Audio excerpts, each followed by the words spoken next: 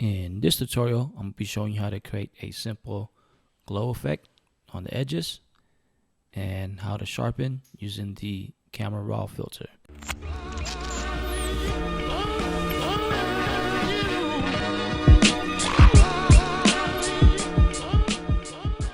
For those that have been following me for a while know that I use a lot of Topaz plugin to sharpen my image, but I found a new way to sharpen the image the same way that I would sharpen it in Topaz.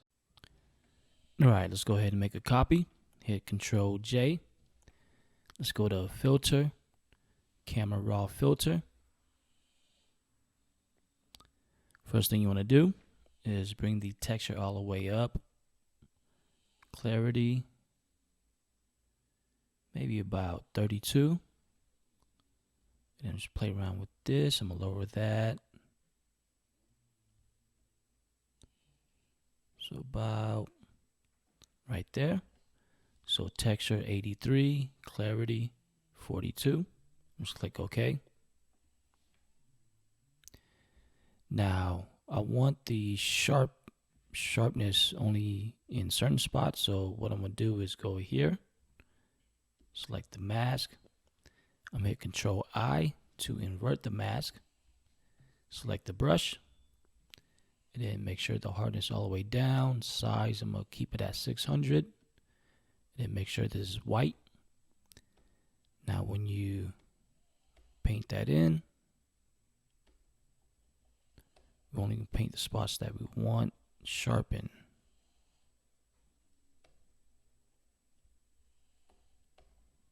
Alright, it's kind of like that. Up here.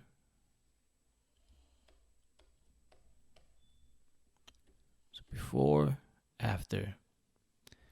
So I used to use a lot of Topaz plugin, but with this camera raw filter, you don't need any Topaz plugin to sharpen your image. You can just do it right here within Photoshop. So before, after. So let's go ahead and create a new layer. And you can see I already selected the color, but if you go here, you can select a blue tint, kind of like that. Click OK. And then here, kind of like that, but I'm going to make it more vibrant. Bring that up to there. Click OK. Select the gradient tool. And then up here, make sure this one's selected. So click OK. I'm hold Shift, drag it from the left to the right.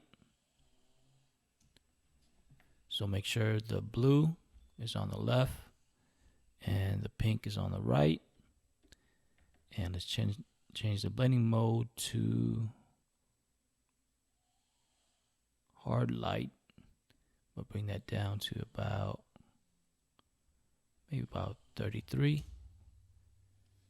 Alright, that looks good. So that's pretty much it. This is how you sharpen your image using the camera raw filter and a quick new layer with the hard light blending. Just give it the that glow effect on the edge. And if you like this tutorial, make sure you give it a thumbs up, and I'm gonna see you guys next time.